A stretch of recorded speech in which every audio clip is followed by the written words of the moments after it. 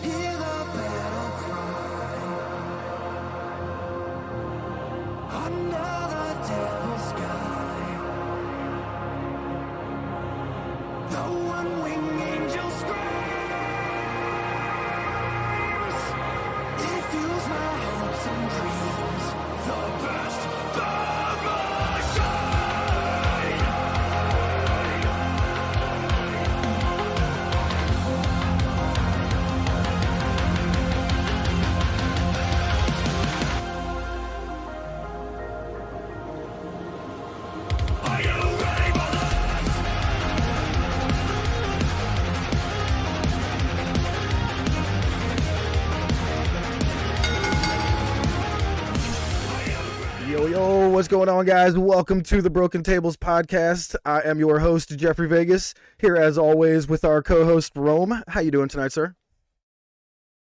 You know, Jeff, I was doing really good. And I know that this is a wrestling podcast, and there's also the show ended with some really bad shit tonight, and we're going to talk about it. But I just want to talk about how fucking furious I am right now. Complete personal shit. Apologies to those that don't care. So, I'm not much of a gambler. Right, I don't gamble. You know, that's just not my thing. I don't think I'm very lucky when it comes to that type of stuff. I just generally avoid it. Today I'm at work, and my coworkers point out to me, "Hey man, you know Philly's on fire right now. The money line, the Phillies just made a great play too. The money line to pick the Flyers, the Sixers, and the Phillies to win. Payout if you put 25 in, payouts 400. It's 500. I'm sorry, excuse me." I'm like, oh, that sounds really good. I've never done this before. Let me give it a shot. So I bet 30. Payouts about, a little, 500-ish. And then I also realized, because I'm teaching myself about the gambling, I'm like, hey, I can make another ticket, and if I think like Bryce Harper's going to hit a home run, I could bet 15 and the payout's $800 fucking dollars, right? So I'm sitting here like, Philly guy, but I don't really care about basketball. It's just not my cup of tea. Whatever. So I'm sitting here tonight watching Dynamite on my TV. On my laptop, I have the Phillies game. On my phone, I have the Flyers game, and then I'm checking Bleacher Report for the Sixers score.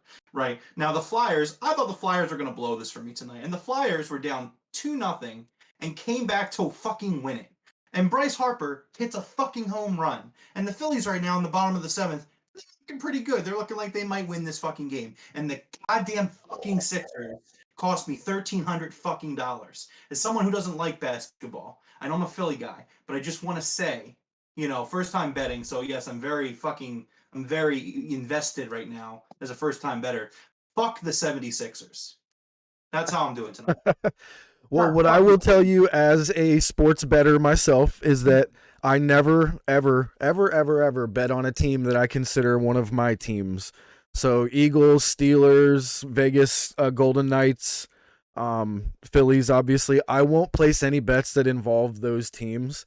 But, man, I feel your pain. And it's because of what you're feeling right now is the reason I made that rule for myself a long time ago. Because I had a bet like that. And, yeah, it's pretty painful. But here's the worst thing about it, right? The teams that I actually like and follow are the teams that won tonight. I like baseball. I like hockey. Hockey's my third favorite. But I like hockey. I like the Phillies and I like the Flyers. I just hope the Sixers do well as like a hometown guy. So for me, it's the exact opposite. The fact that I don't really care very strongly about the Sixers on a personal level, now I fucking hate them. All right, Coach, have a good one, man. Oh, awful. I'm dying. All right, well, on to some more, bad news. We started off with an absolutely amazing Dynamite. This looked like it was about to finish off as an all-time, one of the greatest Dynamites I have seen in a long time. But at about 9:50, we got, to me, it just looked like a normal King Kong lariat from Jon Moxley to Hangman. I didn't quite see what the injury may have been.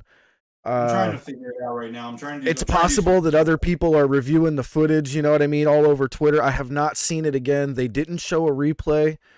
I don't know exactly what this injury may be. They definitely shied away from it on camera, didn't show anybody pointing at anything. Which usually Doc means it's not. Samson was in the ring almost immediately, and I was like, whoa, why did he get in the ring there? And at first, I kind of thought they were using the doc to kind of show how both men were just beating the crap out of each other, you know, to amplify the MJF thing. But no, they quickly made it obvious that this was a serious or you know a real injury. Yeah, it looks like he was injured by the lariat, obviously. But so Joseph says he thinks it's his collar. I would assume you mean collarbone. Okay, I could definitely see that from the way that he landed on the ground. That's definitely one of those type of things. I don't know if it would have been broken from the actual lariat, but it would have been from landing on it, I think, but I have no idea. So yeah, it looked like there was a serious injury to Hangman. They stopped the match. We had to get, you know, a few minutes of them killing some time, and then, you know, we got Mox on the mic, but we'll get to that later. You know, thoughts and prayers go out to Hangman. Hope he makes a full recovery, and you know, we'll see what happens here. Yeah, absolutely. I think it's a shame. Yeah. Just the it's just fucking awful to see. It really is. Sorry, I just pulled the chat up. Juan's asking how much money did I bet, and again, I don't want to take this away from someone who's seriously injured.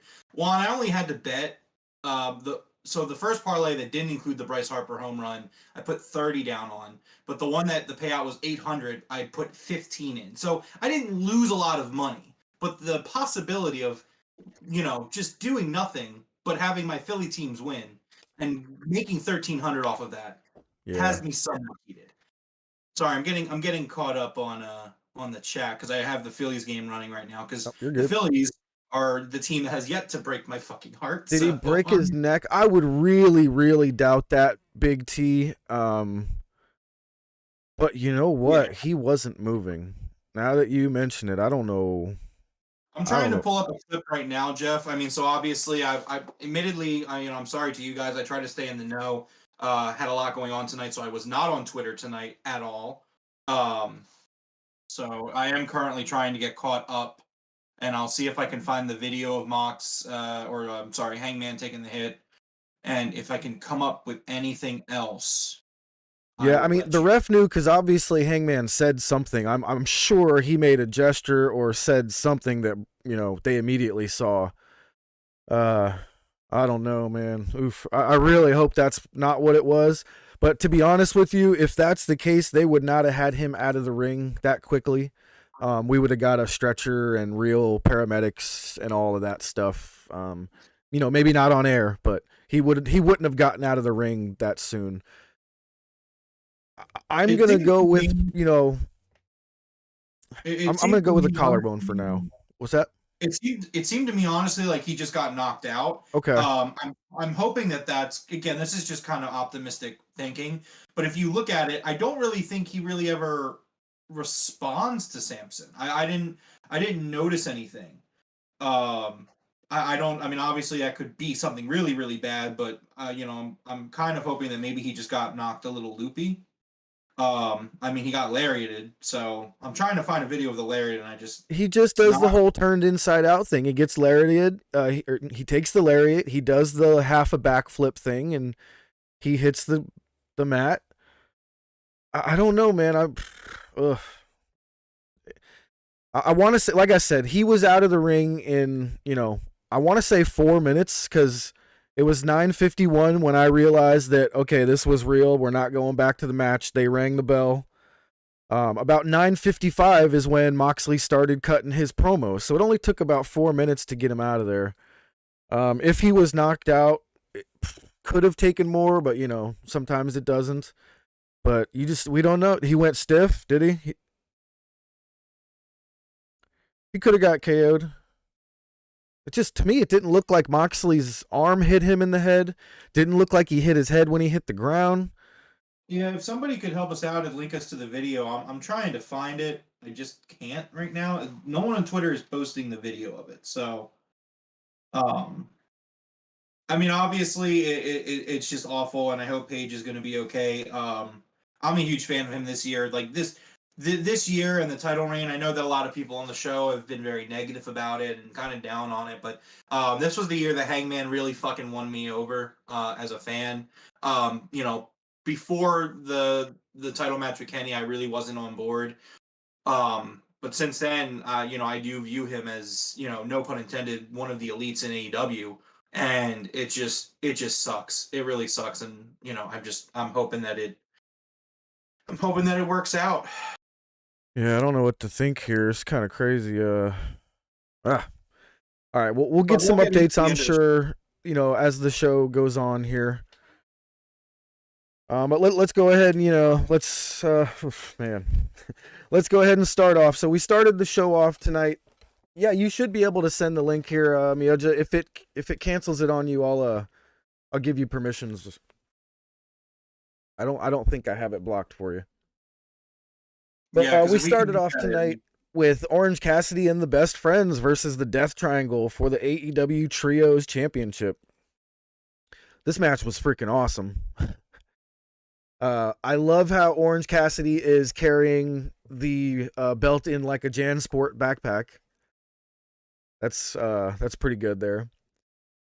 Yeah, hold on, Jeff. I'm looking at a video of them putting Hangman on the stretcher. I'm going to give you my analysis. Oh, really? Okay. Somebody posted it from like their cell phone?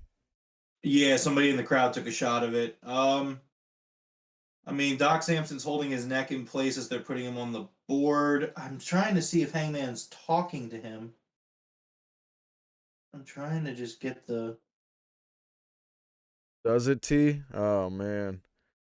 Big T says it definitely looks like Mox's arm connected with his neck during the lariat.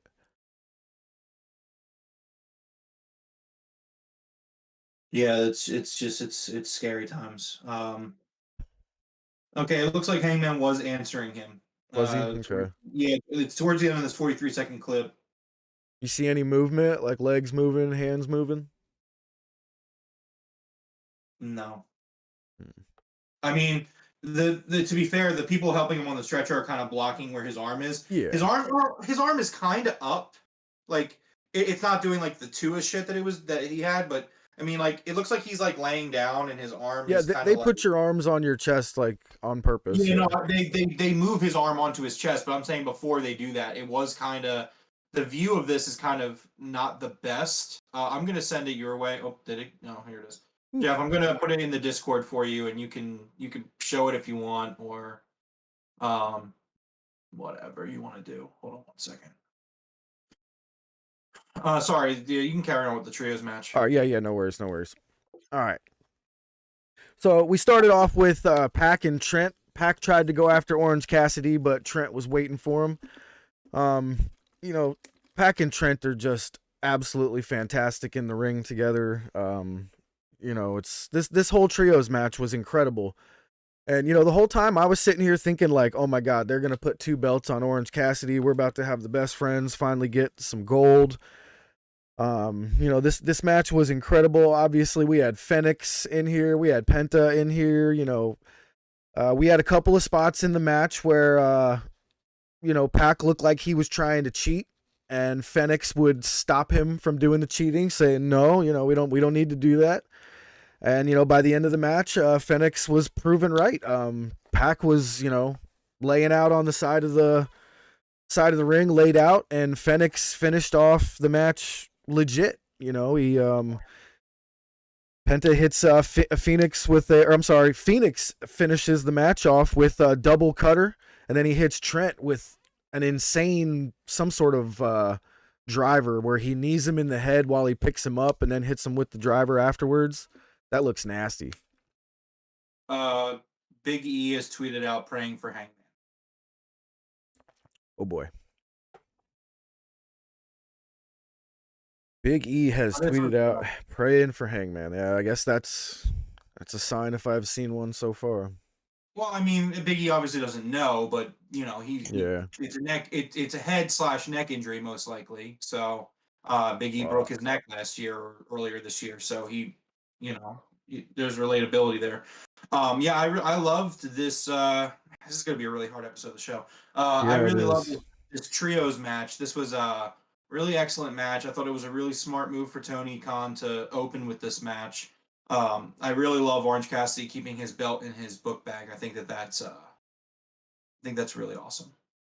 Yeah, Mia just says there's people on Twitter thinking the Hangman injury is a work. That is absolutely Well, hold on. ridiculous. So I'm actually seeing that too.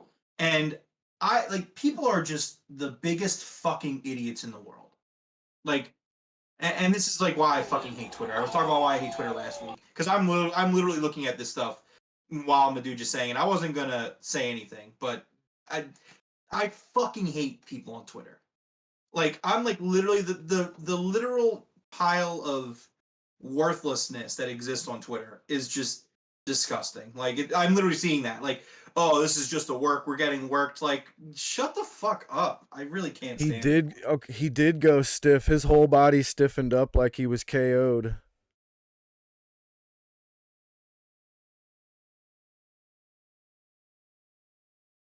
Phillies look great. Yeah, I don't even know if I'm going to be able to do this review very well with all of this because there's going to be so many updates flooding in here. It's just Yeah, I'm gonna try and keep us as updated as possible. I mean, Jeff, I think we owe it to everyone to keep going. I agree. Obviously, I think tonight's going to be a very different kind of show. It's definitely not a happy show. This was a great episode of Dynamite, obviously minus the end. But I mean, it's serious. It's really serious shit. So we're gonna go over the show. I think still. I think we should. But we're probably going to be taking our time through it. Yeah. All right. Well, we'll keep updating as we go through here.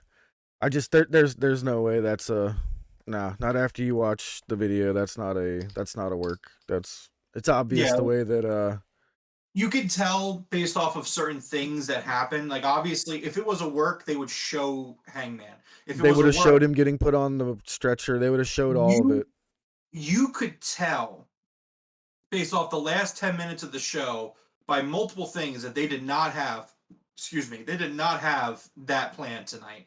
They went over the Rampage card again, in which Excalibur went very slowly through it, which we all know Excalibur shoots through things. Taz looked devastated. And Taz is somebody who also had a neck injury in the ring, and that one ended his career. So, all I got to do is look at Taz, and Taz was not okay. Like, Excalibur is speaking and going through the card, and Taz is stumbling over it and interrupting it, and he's like, "I'm sorry, I'm just worked up," and just it's not good. I'm extremely concerned for the Hangman. Yeah, I'm just really hoping he was KO'd. I hope he doesn't have a neck injury, man. Oh, fuck. All right. Let's soldier on here. We do owe it to the people here. So next up, we had a Jon Moxley video package in Cincinnati, for the Hangman match. Decent video package. I think if you watched any of the videos they released on YouTube hyping up the match, you would have seen this already. After that, we had Tony Schiavone backstage with Britt Baker and Jamie Hayter, with Rebel off in the background there. I really liked this promo here. I liked how they said Tony time is over, and then Jamie Hayter said Shida later. That got me right there. I actually really liked that one. Oh, Juhas just sent me the clip of the hit. Oh. Yeah, I got you, Jordan. I totally understand. Yeah. Yeah, I get it. He's playing devil's advocate here. I don't know. There's a lot of people sending out prayers and stuff. I don't think anybody's. It's a very emotional time. Jim Ross's second Twitter account, which is like his barbecue chain. Yeah, JR's barbecue. Yeah, they tweeted out. Hold on, I have to look at it real quick. I was just looking at the thing Juha sent me. I think that was the name of his podcast, wasn't it? No, that was Grilling with JR. So Black Hat, which is JR's barbecue comfort food, said, humbly asking for comfort and calm for the Adam Page and the medical personnel attending him. Calm hearts and minds. These men and women are willing to risk and give it all, but none of us ever really want them to have to. Prayers up for the Hangman and family. I think we can all but confirm that it's not a kayfabe thing here, but Jeff, I just sent you the video of Hangman getting hit. if you want to put it up. Juhas sent it to me. Thank you, Juhas, for that. Let me see if I can get it up here. One sec. Yeah, so while you're doing that, I would say that something that I really enjoyed about Dynamite, I was going to mention it at this point after the first match, was the presentation of it, kind of just having those quick little video snippets. I thought it was really good. I thought it was, great for the presentation, and the moving match cards were back. I thought that was really cool as well. All right. So you said you put it in the Discord? I just DM'd you it. I DM'd you the video of him getting put on the stretcher, and then I DM'd you the Twitter of him actually taking the hit.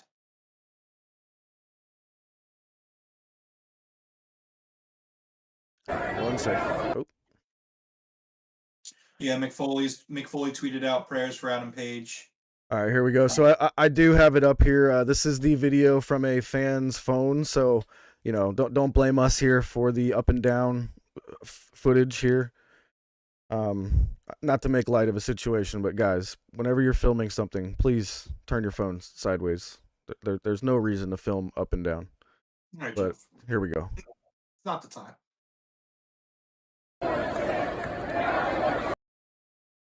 Oh, now it's got to load.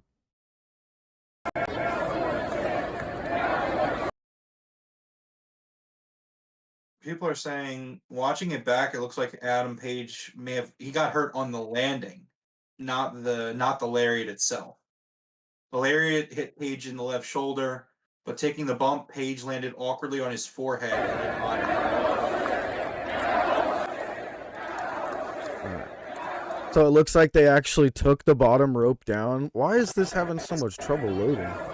Okay, I didn't think that somebody was going to have to do this, but PW Torch has confirmed that Hangman Adam Page is legitimately injured and the match stoppage was not planned. It is not a work. Yeah, this is 100% not. Yeah, if you needed it to be clarified, if we really had to do it, here we are. It has been confirmed. Let's see. All right, let me see if I can get this to keep playing. It keeps freezing up.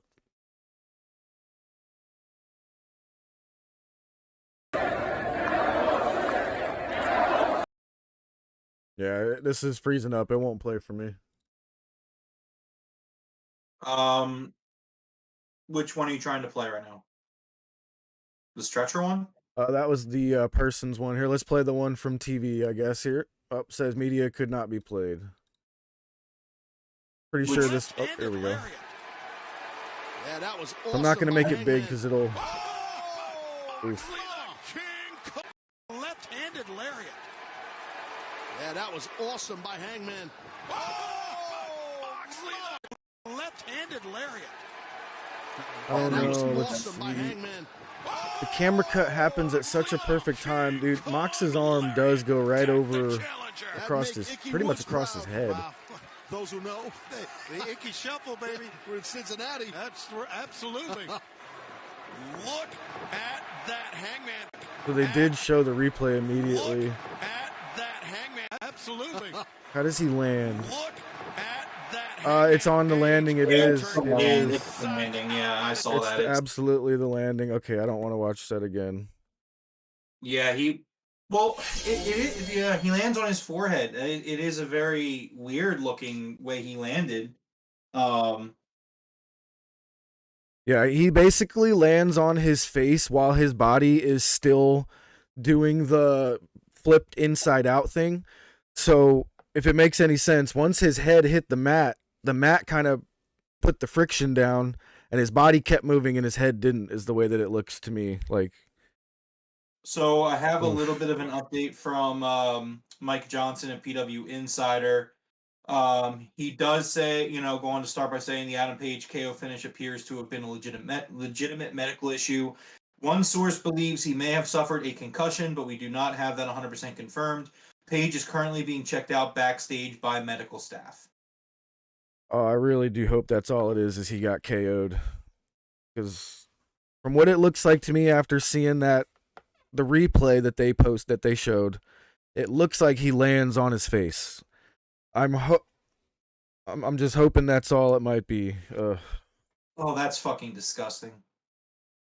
What's Twitter. I fucking hate Twitter. I just came across a tweet that said "Rest in peace, Hangman Page." Like, that? Yeah. I hate them.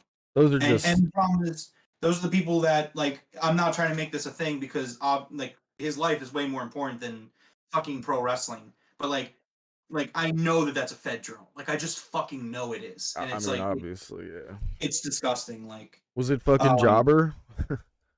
no, I don't even want to say his name, but I've never seen him No, before, yeah, so he's not one of the parody accounts. Lee Moriarty tweeted out all love Hangman. all right. Well, in case you don't still have it on your phone, it is top of the ninth. Phillies are still winning 2-0. There are 2 outs though. They are up to bat, so we should have the Padres' last chance coming up here soon. Yep. All Let's right. carry on with for now. Let's carry on. Let's carry on to my highlight of the night. The AEW Women's World Championship, Hikaru Shida versus Toni Storm.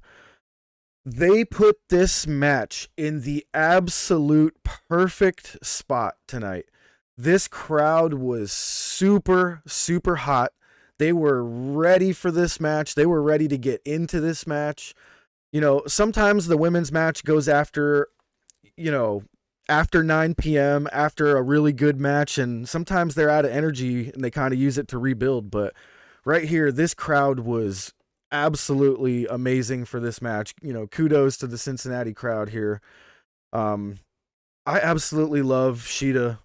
Shida is probably one of my favorite women in AEW. I'm super glad she is back. Got her right up here on the old shelf holding her title. This match was incredible. I mean, what else can you say? Yeah, I thought this was an excellent match, and I thought it was great where they put it on the card. I definitely agree with you. It was just, it was an excellent match. I'm a huge Sheeta fan, so I knew that this was going to be very good, and it did not disappoint. The post-match stuff was really awesome too. Some things have definitely happened of note. Obviously, post-match after Toni Storm gets the win, we get beat down with Jamie Hayter and Rebel. And then Britt comes out wearing her Steelers jersey because they're in Cleveland, so Browns fans, but I mean, fuck the Browns. But yeah, and then Rhea comes out and gets physical, which is good to see. Hold on. And then we get... It was Bengals. I'm sorry, the Bengals fans, Cincinnati. Oh fuck! I'm sorry. I'm all over the place. But still, right fuck now. the Browns. Like, Yeah, no, fuck the Browns. 100%. Yeah, I'm sorry. You know. Yeah, I know what you meant. I'm currently watching baseball and checking Twitter, and also upset. So, yeah, just I thought that was great, and then we get the return of the NXT killer Riho, which that's just it's funny to me because she kind of has a reputation on Twitter with AEW fans of being like Triple H fears Riho because Riho has always been... Yeah. Whenever AEW was killing NXT in the ratings, Riho was like always on Dynamite. So the fact that she came back on a Tuesday against NXT was kind of funny to me. Yeah, that's actually really good. I didn't even think about that. But so we had Toni Storm finish off the match with her strong zero, an amazing pile driver thing that she does. I love it. Immediately, we had Jamie Hayter and Rebel come out to start putting a beat down on both of them. Britt Baker's music hits, and she starts making her way to the ring. But then we get Soraya's music hits, and she comes down and really nice spear on Britt there. You know, if anybody had any doubts whether she could really get physical here, that was a decent little physicality there. She spears Britt. They start brawling. Her and Britt brawl all the way out into the crowd. They disappear for the rest of the night. You don't see them. We get, who was it here? Rebel with the crutch. She comes up to the back of, who was it there? Toni Storm hits her with the crutch. And then Riho's music hits. Dude, Riho is fantastic. She jumped off of the top ropes to the outside and did a body splash onto Jamie Hayter that looked absolutely nasty. Remember back when Riho was prominent in AEW, and Jamie Hayter would take these splashes like Jamie Hayter takes that splash like no one else. It is absolute perfection the way that she, hits the ground with those things. Just a quick update from Mike Johnson at PW Insider. Adam Page has left the venue to get examined at a local hospital. Okay. Figured that already, but okay, yep. MJF Even MJF sent prayers to him. Yeah, man. This ain't. Yeah, I was about to say he just tweeted out like 30 seconds ago. MJF has said prayers for Hangman. Yeah, this ain't kayfabe. No, it's not.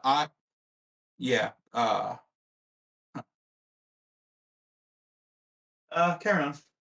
Yeah, but I mean, this entire thing, beginning to end, was absolutely incredible. The match was incredible itself.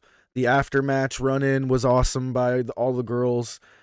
This women's division, since the arrival of Saraya, has just taken a huge step up.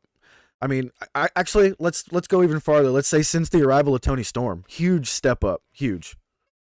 Yeah, I mean, I would say that the women's division has been booked really strongly the last 2 months. Just great matches, great talent on the roster, and this is what happens when you give them TV time. And I think a big critique of AEW is the women's division, but at the end of the day, it's more so the TV time. Give these girls the TV time, and they're going to show you. Yes. And the Flyers just got their first of 3 outs in the bottom of the ninth. Yeah, I just said 1 out. But yeah, absolutely, I agree with you 100%. You give these girls the ring time, and they're going to show you what they can do. And man, we got girls like Penelope, we got Willow. I mean, coming up in the next year or so, this women's division is going to be unreal. Yeah, I just think, you give them the TV time and they're showing out and they're showing that they can do great work. And I mean, that's, really what there is to it. Yeah, absolutely. Somebody posted a picture on the old Twitter, and it had, I believe it was Britt Baker and Toni Storm with another female, and a lot of people were trying to debate on who it was, and I think the consensus was Nixon Newell. So that'd be nice to see her come over because she was pretty good as well. Yeah. All right, next up, we had a quick video package with Wardlow and Samoa Joe for their match against Mike Bennett and Matt Taven. Joe called Maria Kanellis a cackling bird, and I lost my shit. I was laughing so hard when he said that. It was hilarious. Next up, we had a promo with FTR and Renee Paquette backstage. I'm not sure if they've said this before, but they did say that now FTR are the #1 contenders for the championship. So she kind of asked them, are you guys going to be going after these titles anytime soon? Swerve in Our Glory shows up, of course, and says, it should be our turn. We deserve a rematch. And FTR says, you know what? You're absolutely right. You versus us next week for the #1 contendership. So that's going to be a banger no matter what. You know what I mean? And obviously Swerve and Keithley have been teasing some, hostility or breakup, whatever you want to say going on there. I wonder if that's going to culminate here in this match against FTR where they lose their #1 contendership and finally go their separate ways. What do you think's going to happen here? I think Swerve turns on Keithley. You think Swerve's going to turn on him? Okay. Yeah, I mean, Swerve clearly didn't appreciate the fact that Keithley made a tag match between the two teams. He definitely didn't. He was kind of like, wait, what? And I was like, he just got you guys a possible championship match. What were you upset about, No, because the idea is that Swerve and Keith never got their rematch after they lost. So, whatchamacallit, Swerve thinks that they should just get the rematch. But instead, Keith Lee is putting the rematch on the line against FTR. Okay. Do you understand? Yeah, I get you. He thinks they already deserve it, but he's putting it on the line. Yep, I got Swerve thinks like Swerve and Our Glory should get the title shot next week. Whereas, so that makes a lot of sense because they could even go the route of having a clean loss, no shenanigans in the middle of the match, but then Swerve being pissed off that they lost their chance and then him turning. Like, yeah, I see that. Not saying there's going to be no shenanigans, but there could be. Yeah. Oof, 2 men on. All right. Yeah, I see that. All right. So this was actually pretty good here at the end. Cash, while they were walking away, Cash was like, FTR's house, bitch. That was pretty good. Next up, we had another video package with Jay Lethal and Sanjay Dutt. Actually, wasn't a video package. This was backstage where they called Darby out for some conversation, but they wound up beating the living daylights out of Darby. They slammed a door down on him, one of those big rotating, giant doors. They had Lethal locking on the figure 4 to Darby while the giant, I forget what they call it. It's like a big garage door, whatever you call those things. Did you notice one of the security guards that came out to save Darby looked crazily like Ric Flair? Like he had a bleach blonde hair and a bunch of people in the audience, when they cut back to like the audience, you heard people doing the woo. I think they noticed it as well, but one of those security guys looked just like Ric Flair. Yeah, no, I didn't notice it. But like super young, like, like 17. Yeah. All right. Next up, we had Tony Schiavone with William Regal in the ring. And let me tell you something here. Some people were saying that, AEW doesn't have a lot of stories. You want fucking storylines? Here's a storyline for you. This was one of the greatest things that I have seen inside the AEW ring in a long time. MJF immediately comes out to interrupt Regal. He comes out to the ring and he takes off his Dynamite diamond ring, showing Regal like, hey, I'm not here to fight. You could put the brass knuckles away, because Regal had put on his brass knucks. And MJF tells the story of him going to NXT, essentially. Talks about how he was in, I believe he said, Progress Wrestling and Creative Pro. There we go. Thank you. Mm-hmm. And he had William Regal ask him for a tryout, and during this tryout, Regal took him into a room by himself, told him, I want you to sell yourself to me. MJF's like, and boy, did I. And then Regal proceeds to tell him, but you're only 19, not going to work. And this dude, I don't even know, dude, this was insane, this whole story. And he was like, this really made me feel like this happened. This really had to have happened. This absolutely happened. Yeah, it had to have happened. And he talks about how Regal said, listen, send me a match and send me a promo once a month, every month. And MJF's like, I started doing that, but you sent me an email that said, I don't have time for you anymore. Knock this off. And man, the crowd turned on Regal immediately. Like, immediately Regal started getting boos. And the smirk on Regal's face and MJF reacting to the smirk on his face. This was just, my God, this was so good, man. This was so good. This is probably one of the, if not the best promos of the year. This is in terms of this year. I mean, it's I would say it's the promo. It's just, it was very good. It was from a real place, and it's just something that I thought was really special from MJF. I mean, it's really hard to boo him. I don't know, man. I think MJF's a babyface at this point. MJF had me tearing up when he's talking about Regal giving him that rejection text or email, and yeah, I thought it was great. All right, just absolute generation. On a different night, I would be talking a lot longer about it, but this is. Yeah. I mean, this whole segment, like I'd hate to just say promo because that would insinuate like just MJF, but. Well, yeah, no. William Regal was also. Let's go. Sorry, Regal. Probably a couple seconds ahead of you. Yeah, you might be. Did they just win? Did they just swing? Did he swing?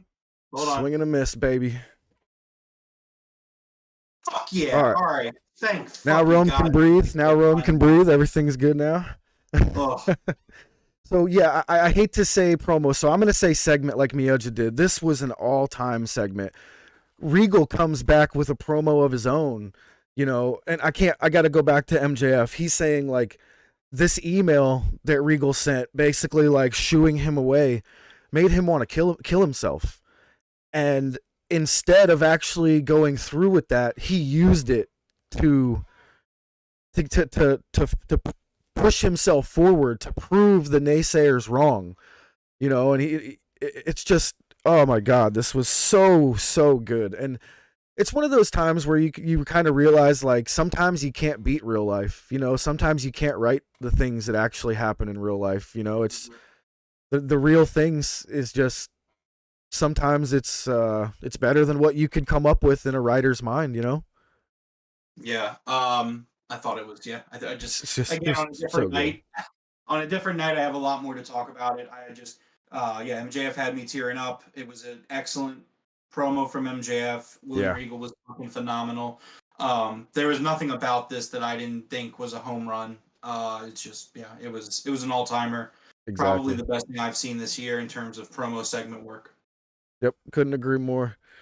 Like I said, Regal came back with a really good promo of his own, explaining himself with the email, saying, no, he's like, what I wanted to do was push you. He's like, I wanted you to take that email and use it as lighting a fire under your ass.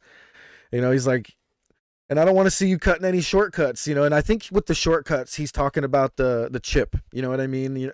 So he really did kind of get to MJF a little bit with some of the stuff he said back to him. And I loved when Regal said, all those times I knocked people out with those brass knuckles. He's like, I didn't need those brass knuckles. I just enjoyed it. I was like, yes, I love this guy. But I got to tell you, by the end of this entire segment, MJF, to me, had turned face and Regal was being booed. So I don't want to say Regal turned heel per se, because Regal has always been, the what do they call him? A villain, gentleman villain, But MJF was pointing at the crowd and getting them to cheer for him. So that looked very babyface to me. What did you think on that? I don't know how to feel about it. I wonder, there's two avenues to go down. One being that Tony Khan understands that MJF is just nuclear over, not nuclear heat, but nuclear over. Yeah. And at that point, you kind of got to go the Stone Cold route of just, he's a babyface. He doesn't have to do babyface things, but let him be a babyface. Great way to put it. Great way. On the other hand, they're setting it up like MJF is going to win this match clean and fight for this match clean. And I think what better heel thing to do than to do that and then not. Of course. So, yeah. We'll get into it, but that's going to be the main event of Full Gear, which we'll be there live for. And yeah, dude, yes. I celebrated so hard when they said that was going to be Full Gear. I was like, yes, I'm so glad we got the tickets. Yes. All right. So a few minutes ago, Chris Nowinski, PhD, he's a concussion specialist. He works with with the AEW, WWE, and NWA. He was also a former pro wrestler, but yeah, he's an expert on concussions. He said, sending positive thoughts to Hangman. This was not a high-risk move. Something went wrong. Referee Paul Turner is trained to recognize a concussion or a possible neck injury and stop the match. Doc Samson was at ringside and there in seconds. Gives us the best chance for a good outcome. Agreed. Yeah. So basically, he's complimenting the way that Paul Turner and Doc Samson handled it. The fact that Paul Turner recognized it within seconds. You can see good. Turner reaches for his mic. You know how they have on their hip the mic that contacts to the back? He reaches for his mic almost immediately, within 2 seconds. Yeah, I'm looking at it. I actually literally just saw that based off the tweet. He has the video in it. Yeah, he reaches for his microphone immediately.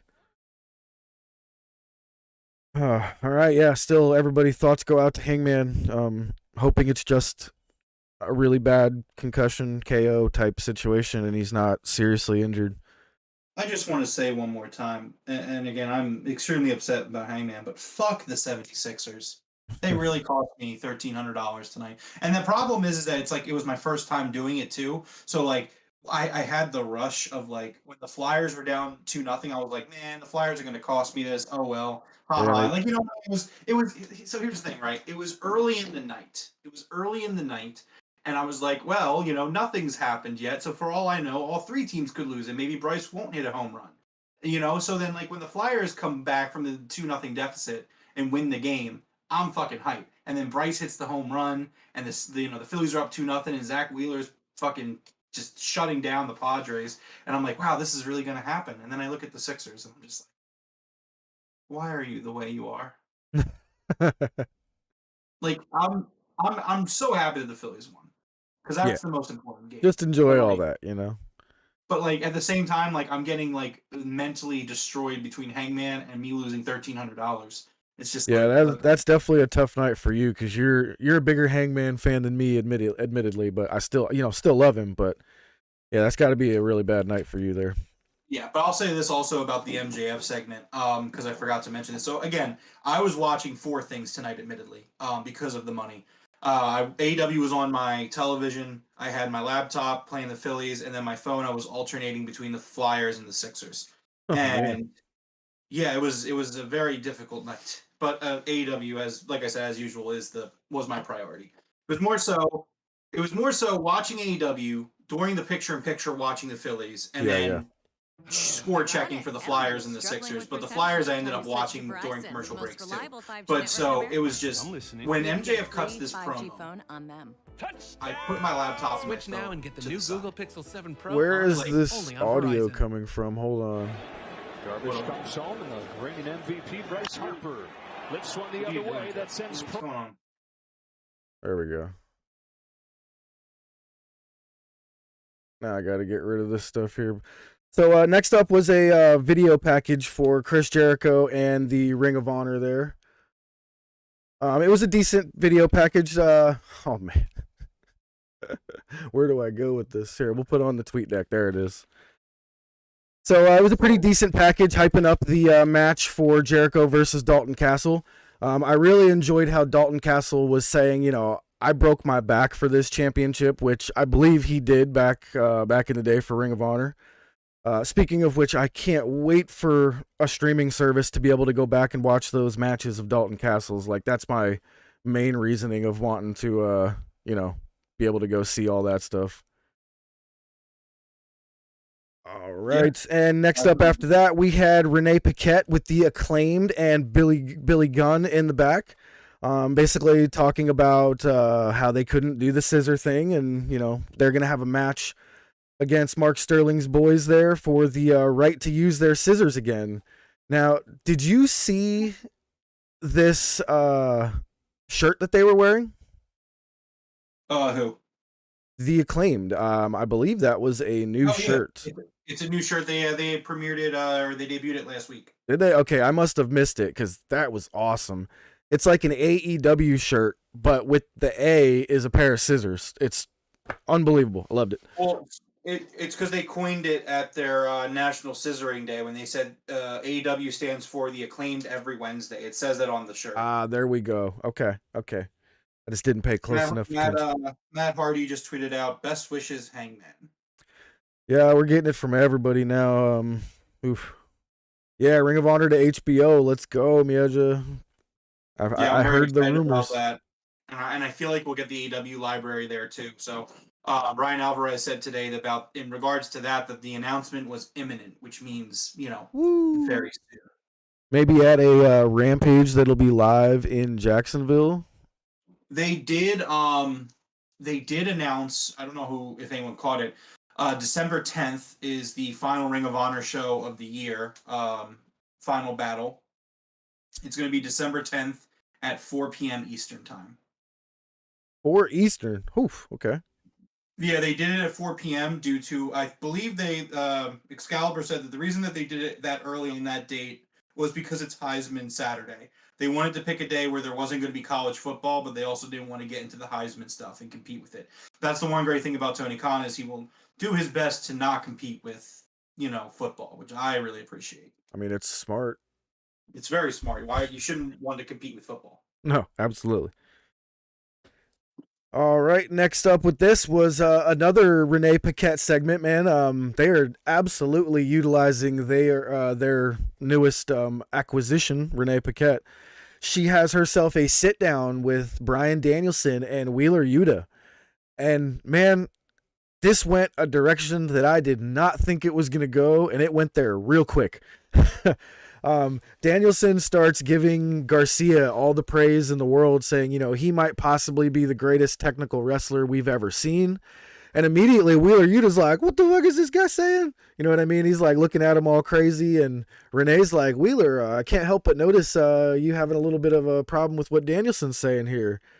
And man, Wheeler Yuta just like went off on Danielson, not having pride in the Blackpool Combat Club essentially.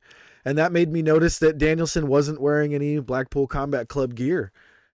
So Danielson never does, though. I know. That's what I was about to say that as well. I don't think he ever has. So a little bit interesting here. Danielson doesn't wear his own T-shirts either. So yeah, don't think too much into that, I would say. Okay. But yeah, so Wheeler Yuta gets pissed off and walks off after yelling at Bryan Danielson. It was a decent sit down. I actually really enjoyed this. Yeah, I do often. I wonder where this is going with this storyline. Not in a negative sense, but I am a little.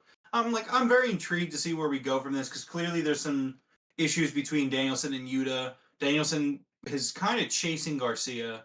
And Garcia, at least as of right now, seems like he is not going with Danielson. So it is a very interesting dynamic we're seeing here. And it seems like you said, the Blackpool Combat Club, they're kind of siding with Yuta on this. So, I mean, I don't know if this necessarily means that Danielson just moves on. I don't think it means that, but I am very intrigued what the plan is for this. Yeah, my wonder is, does somehow Wheeler pretend like he leaves the Blackpool Combat Club and maybe join them over there and try to cause some dissension over there?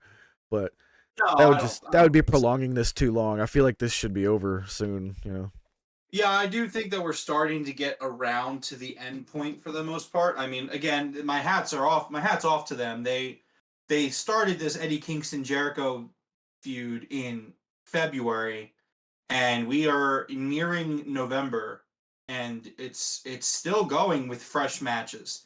And that's still to this day I'm going to give credit for it. That is insane that it's been a rivalry that has not run its course. And yet, are there still stories to tell? I don't know, but it's still been very, very good television. Yeah, absolutely. All right, next up was an absolutely amazing match between Dalton Castle and the Ocho, Chris Jericho, with Jake Hager with him, by the way. We had Bobby Cruz, the ring announcer for Ring of Honor, out there. We also had Ian Riccaboni, the announcer, on commentary as well. Man, they gave Dalton Castle his full, big time entrance. Did you notice that? I'm sorry. I was saying they gave Dalton Castle his full big time entrance, where he had all eight. He had all eight of the boys. He had, the whole shebang. Yeah, he sprinkled the chicken dust. It was great. Yeah, he was sitting on the throne. I loved it. I loved Dalton Castle's entrance. I mean, the throne taking the place of where the Cody Vader was. I popped for that. I was like, yes. I was like, fuck yeah. It's so nice to see Dalton Castle get treated with the respect that he deserves like that, man. Like, this dude, he really did help build Ring of Honor for a while. And you know what made me really happy, and I'm hoping you caught this. I really hope you caught it.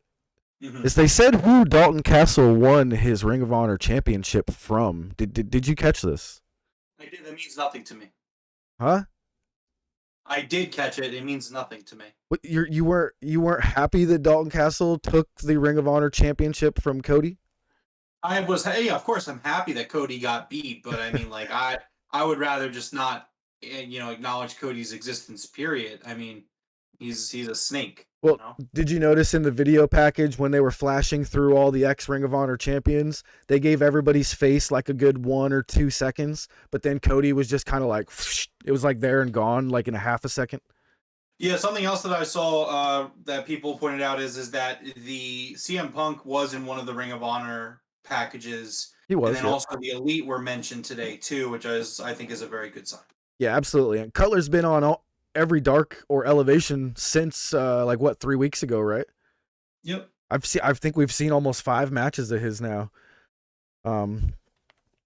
So this match with Dalton Castle and Chris Jericho, you know, it's right up there with the women's match for me. This might be match of the night, but that was like overall segment of the night for me. This was incredible. Chris Jericho goes for the obviously kind of like faking the code of honor, and Dalton Castle walks over as if he's gonna recognize the code of honor. He says, "Hold on a second," reaches way down into his pants, way down in there, and finds himself a nice middle finger for Chris Jericho. I popped for this. This was one of my favorite parts of the night. He was really digging down into those shorts, man. Just again, small thing. Sonny Kiss and Darius Martin have also tweeted out for Hangman. Yep.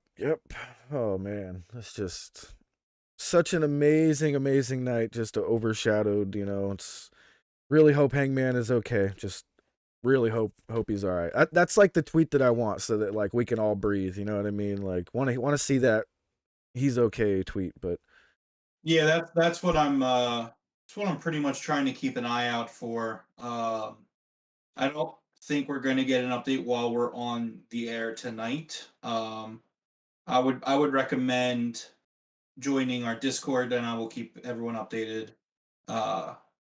Probably in the morning is when we're going to get news. Alan Angels just tweeted out, one of the nicest, most genuine guys in the locker room. Prayers for Hangman. Yeah. all right. So let's see here. In this match, one of my favorite spots in the match, we had, you know, if you guys are familiar with Dalton Castle and the boys, you know, every once in a while, he uses the boys as kind of like human missiles. So when Jake Hager looks like he's about to get involved on the outside, he calls for the boys, and one by one he takes his boys and he throws them through the ring, doing you know, essentially tope suicidas or front flips over the top. And man, Jake Hager took about 4 or 5 of them before they knocked him down and took him out. They all just started beating the ever-living daylights out of Hager, but they made a fatal mistake of grabbing the hat. I think Jake Hager's new character here is he is absolutely obsessed with that Kangol purple hat that they had given to Garcia. And he flips out and goes crazy, destroys everybody. I'm not too sure I like the whole, you know, you touched my hat roar thing, but you know, it is what it is. It was fine. He destroys all the boys.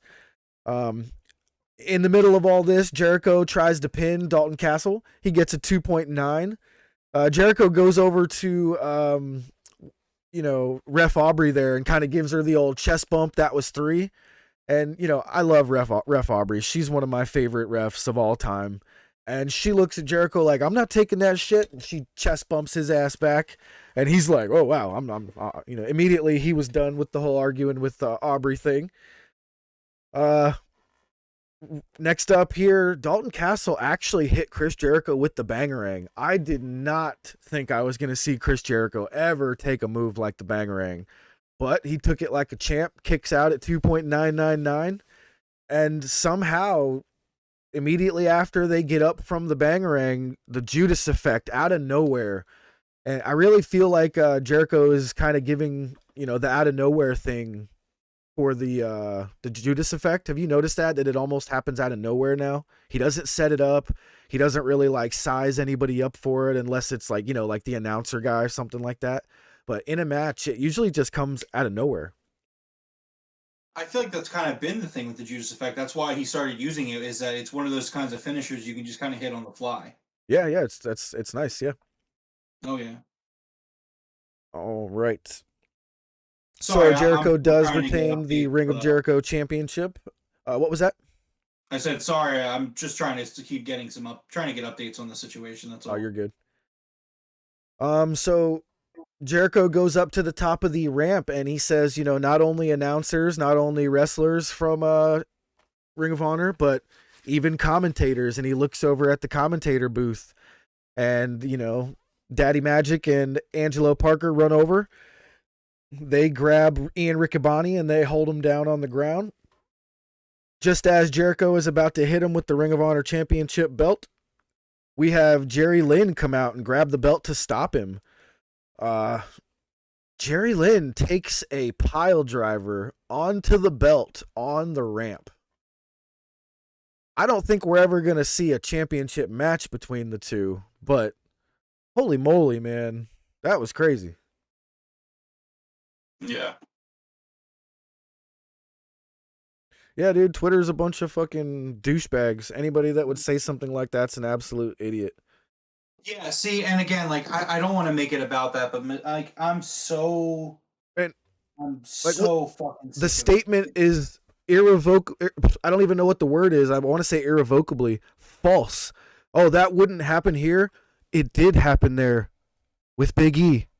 What? Someone has fucking died in that ring. Okay? Whoever fucking said that is an absolute moron. My God. Yeah, I'm seeing a lot of bad faith takes. Meduja and I are both scrolling Twitter. I can't do it. I won't even be on Twitter tonight. I can go. Oh, no way. It's bad. I'm seeing things like, so now WWE fans are blaming John Moxley, saying he's a stiff worker. No. Like, it wasn't, you're just fucking stupid. It wasn't even that. It's just, it was the way he landed. It wasn't the hit. Exactly. Big T Austin Owen. Yeah. Yeah, just block the guy. I was gonna say I would either go on a blocking spree tonight or I would get banned. It'd be one or the other.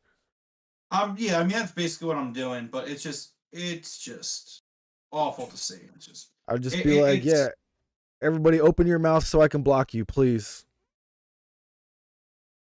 But yeah, Jerry Lynn takes a pile driver on the belt, man. That was a nasty spot. I don't think we're gonna get a match out of that. I think that's just Jericho taking out Jerry Lynn, right? You know what? You think we're getting a match, don't you? Something tells me Jericho was like, Jerry, let's Jerry, do it. Let's fucking do it. Like, let's just do it. I don't know, man. Like, yes, that could very easily be a way that Jericho could say, I took out Jerry Lynn, the Ring of Honor world champion, previous world champion. But, like, I'm not saying it's like a lock, but something if they do it, they could just do a squash. You know what I mean? Just have Jericho destroy him. A squash. I think that Jericho can. I think Jericho can work with it. I mean, and then Jerry Lynn's a very talented wrestler in his day. Yes, he was. Yes, absolutely. As good as he was, but I mean, I think he could probably do something. But I mean, we'll see. I don't know. I mean, it could go either way. Yeah, agreed. All right, next up, we had a Christian Cage and Luchasaurus video package. Christian is basically sending out a warning to all the champions in AEW. This was the only thing of the night that missed for me. I can't take a threat like that serious when both of you are wearing medical devices. Christian was in a full-blown arm sling, so we know his arm is still injured. And Luchasaurus was wearing the shoulder harness that Kenny Omega was wearing when he made his return. So I wasn't aware of any sort of an injury to Luchasaurus, so that seemed like something new that I absolutely noticed immediately. And it just came across weird to have a threat saying all of you champions should watch out when it's two guys that are like, you know, almost like comedically like beat up, missing a tooth and a black eye. You know what I mean? Like, I mean, I didn't really 100% take it that way. I mean, obviously Christian Cage is hurt badly, but I mean, we don't know what Luchasaurus, the extent of his injury. I think they need to buy time between now and, you know, and the time Christian comes back, because they still have this payoff to do with Christian and Jungle Boy. So I think what's going to happen is maybe Luchasaurus and Jungle Boy, maybe Luchasaurus tries to chase the title and Jack Perry costs him, and you know, that's how we continue. Or maybe they kind of separate them for a little bit of time and let it kind of build back up. I don't know. We'll have to see. Yeah, that's a good question.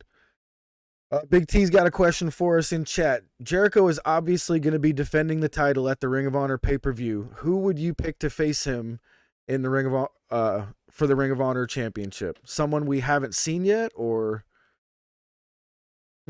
I have an idea. I want to Adam Cole, was he a champ? That was what I was thinking.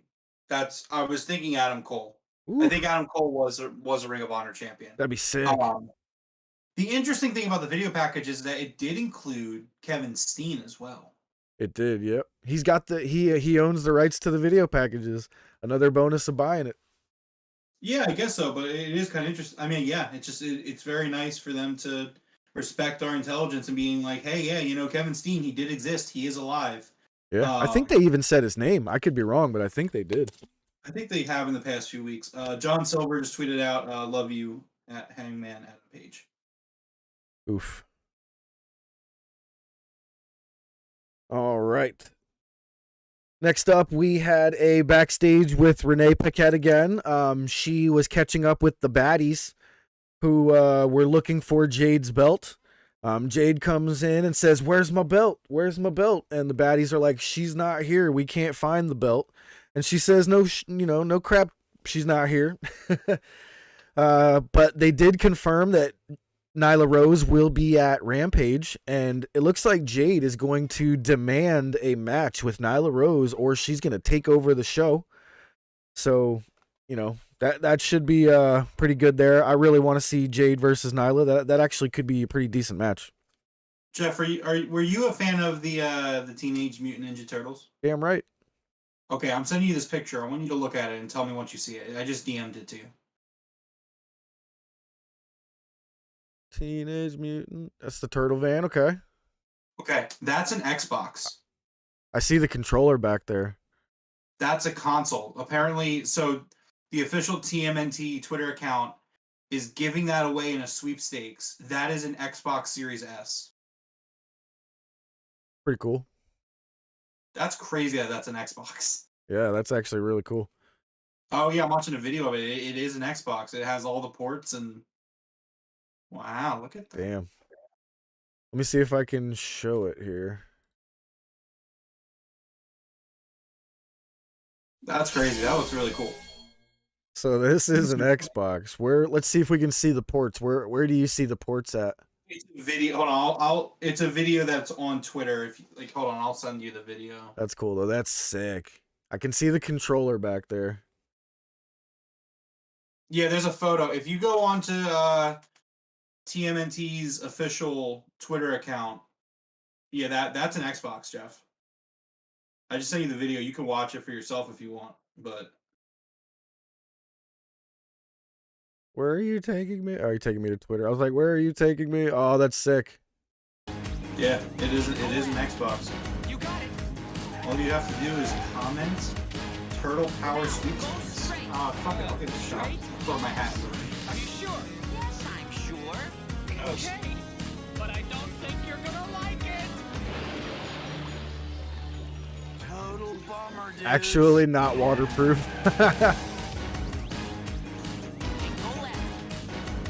Why is Adam Cole trending right now? I think Adam Cole was trending because a lot of people were saying that his injury looked worse than Adam Cole's. Ah, okay. But I don't think you're gonna like it. Total bummer, dudes. At least something good came out of Twitter. Is this just repeating, or is it more and more? I feel like I haven't seen the end of this. No, yeah. It's just repeating. Now, go straight. Straight? Yes. Anyways, let's get on with Dynamite. All right, so next up was the main event, the AEW World Championship for Jon Moxley versus Hangman Adam Page. And man, this was an incredible match until it wasn't, I loved this match. The whole just Jon Moxley bleeding right off the bat. They basically, started on the outside. Before the match even begun, he was attacking Moxley during his entrance. Like, this was so good. And then with one basic move that, is just a normal move, it didn't look like Moxley did anything wrong or anything different than normal. We had a serious injury go down with Hangman Page. The referee immediately noticed something was wrong. Kudos to Paul Turner there. That was excellent on his part. I mean, you can immediately see him reach for the microphone behind his back. He knew right away. Hangman's kind of stiffened. What's that? There was, again, some bad faith people on Twitter who were saying, like, Paul Turner could have killed Hangman. He didn't even do the X. And it's like, you fucking moron. Like, he's got a fucking microphone. He's got a mic on his fucking ear in his back pocket. The X is for the fucking E, dude. I don't even think they do that here. No, I don't think they do either. No, they have a microphone that they just immediately talk into. Like, they don't have to do the stupid X thing. So Mox hits him with a King Kong lariat. When you really slow it down, it does look like Mox hits him like right across the head jaw area. I don't think that's what caused it. When you see Hangman hit the ground, his body is still moving one direction and his head hits the ground. I'm really thinking that this may be just a KO situation. I'm really hoping and praying that it's not a neck injury. We have a lot of people weighing in on Twitter. Nobody that's confirming anything, but lots of people on Twitter weighing in, giving out their thoughts and prayers. It is what it is. Injuries happen sometimes. Not often in our main event of Dynamite live, but it does happen. It's happened in other organizations, Yeah, Medusa kind of hits around the nail on the head. Twitter's going to be fucking insufferable. I mean, we just have to block these people and move forward. It's a scary night. It's a super unfortunate night. It's a freak accident. I mean, again, you watch the video and it's clearly not anything that Mox did. I mean, I don't think that there's anything in the lariat that looks bad to me. I've watched it probably 30 times at this point. It's just the landing. It's just a bad landing. Okay, well that's what do you mean by that, Evan? What does that even mean? I'm removing that. That's garbage. I was just about to say his other comment, but he doesn't deserve it now. You're in timeout. You're in timeout for 300 seconds. Get the fuck out of here. No, because you don't do that. Like, don't wish poorly on anybody. That's just disgusting. Be a better human being. It's super unfortunate. You don't want to see anyone get injured like this. I mean, it's upsetting. It's very upsetting. Yeah. So they kill as much time as they can here. I think that's what made it obvious to me that it wasn't a work at the time, is that you could see that the commentary team was having a tough time. They were obviously like, holy shit, what do we do here? The look on Taz's face was like, it was like sheer shock. I think he knew what was going on. You know what I mean? I mean, again, Taz has a history of the neck injuries in the ring, and it ended his career. And that's all you need to know is like if Taz is acting that way,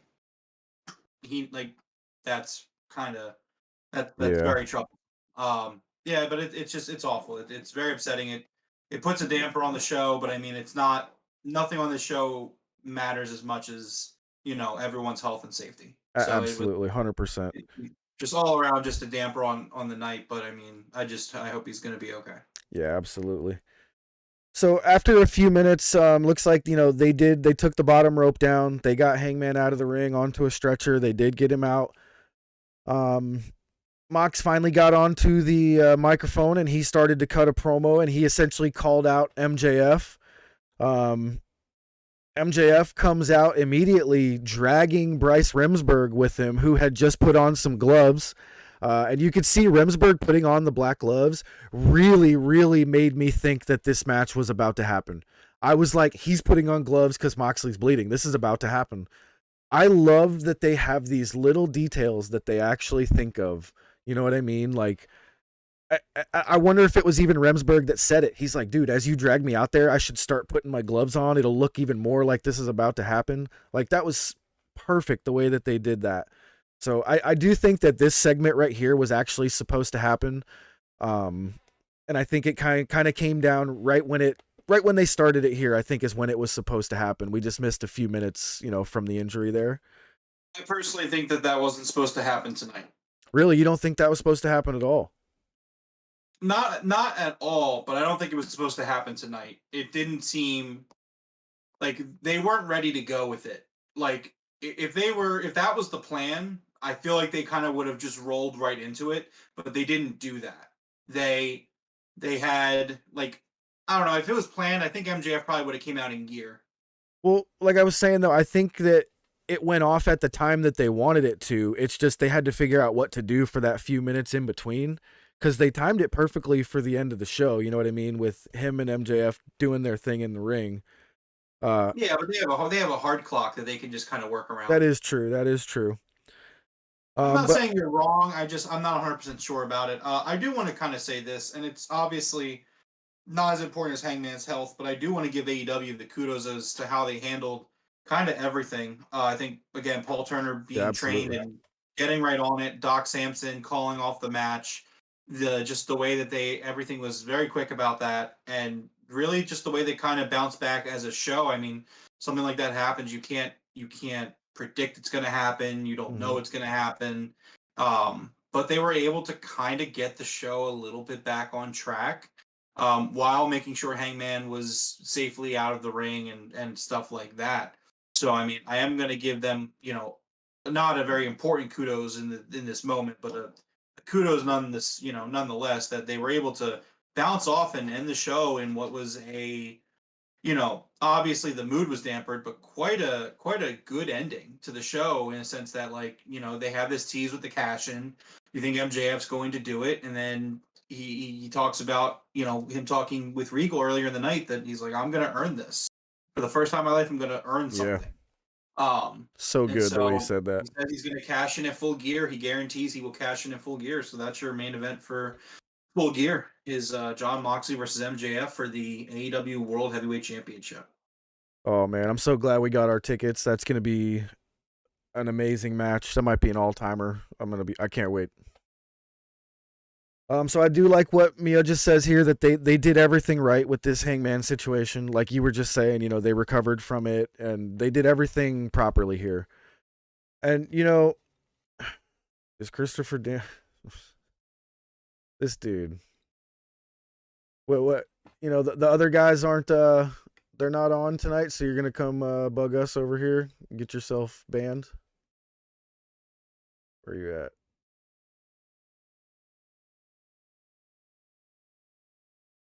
It looks like someone else got it. Good job.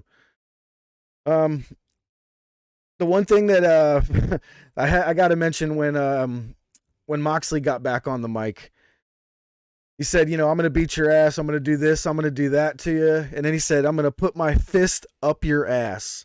I laughed so freaking hard when Mox yelled that to MJF, man. Like, sometimes they just know certain things to say that sound like really like cool and then really funny at the same time. Yeah, it was good. All good right. stuff. So that was Dynamite. Like I said earlier at the top of the podcast here, this would have been an all-time episode for me, without the injury. Unfortunately, the injury just really, really hurt a lot, because Hangman is he's such an amazing talent right now. But amazing human being too. Yeah, absolutely. And this was a great episode of Dynamite. Let's not take away from the rest of it really. This was a great episode of Dynamite. Unfortunate with the injury there in the main event, but it is what it is.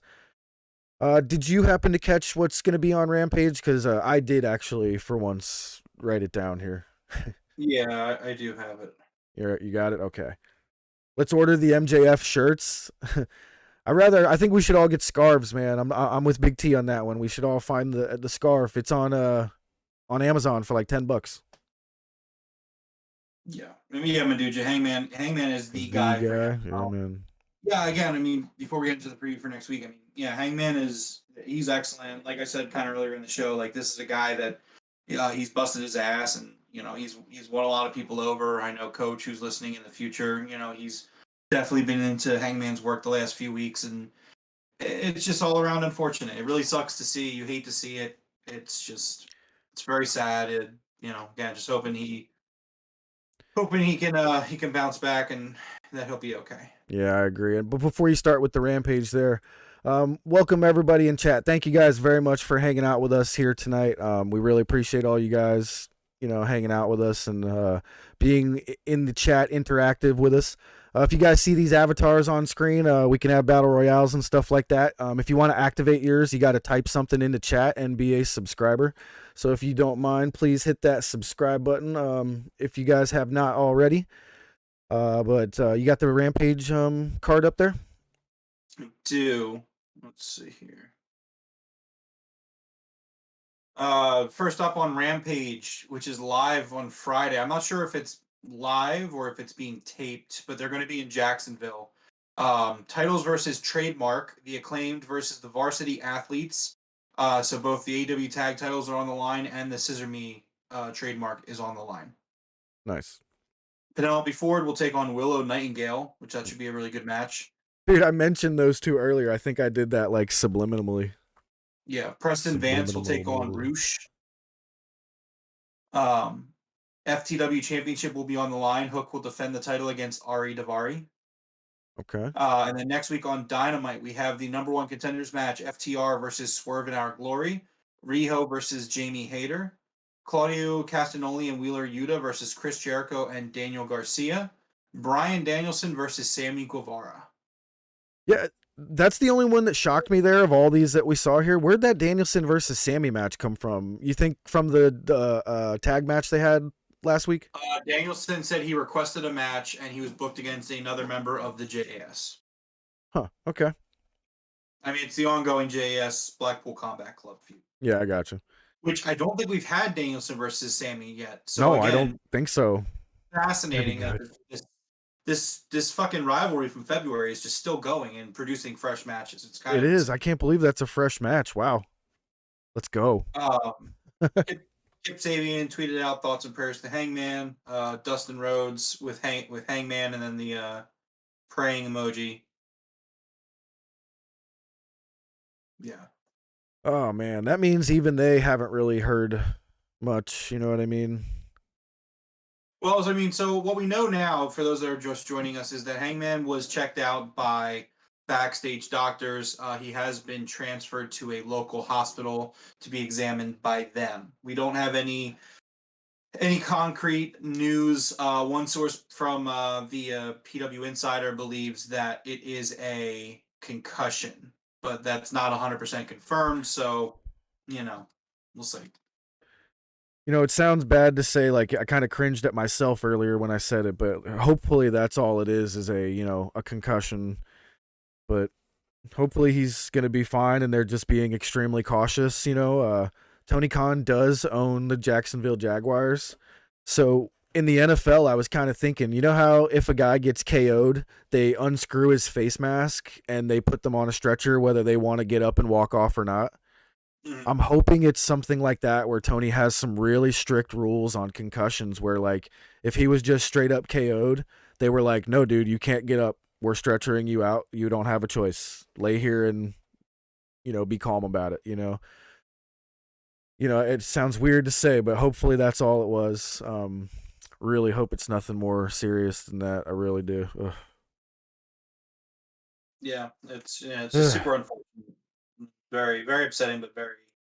Man, I'm telling you, man. It is what it is. Pro wrestling is it is a dangerous sport. It's these wrestlers, they're putting their bodies on the line for entertainment, and we just need to appreciate it and respect it, and just understand that that's what it is, and it could happen at any point. It doesn't even have to be a high risk move. Everyone always thinks like, oh, it's the pile drivers. Oh, it's this.